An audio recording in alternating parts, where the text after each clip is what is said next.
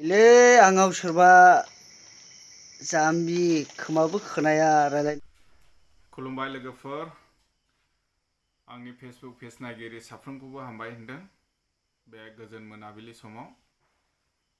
गुबै खोथायानो जाहैबाय दायो गुमैनि न'आव सासे आइजो बुरैसा दंफैयो लामा आन्दायनानै।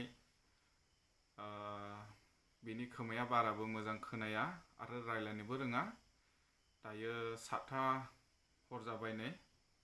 अन्नानै सोरबाफोर सिनायोब्ला लांफैदो आरो बिनि खाथिनि एबा बिनि न'खरनि एबा बिनि न'आवनि मानसिफोर नायसनबायदोंब्ला बे भिडिअखौ अन्नानै लांफै। चिरां जिल्लानि सिङाव थानाय पाताबारि थाना आमगुरि लांफैनो हागोन आरोना लोगोफोर। अब्ला आं बिनि क्लिप सालायनानै होनि, नायलांदो। मा बालायखो दे। नैलै आंनाव सोरबा जाम्बि खोमाबो खोनाया रायलायनोबो रोङा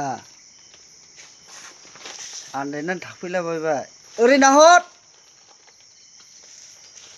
ओरैजाय। ओइ ओरै दे। औ जाबाय दे। रायलायनोबो रोङा थफ्लासो बावबावबाय। फेसबुकआव हगारना हरसाय। महायनि आंबो सिनायाखिसैलै।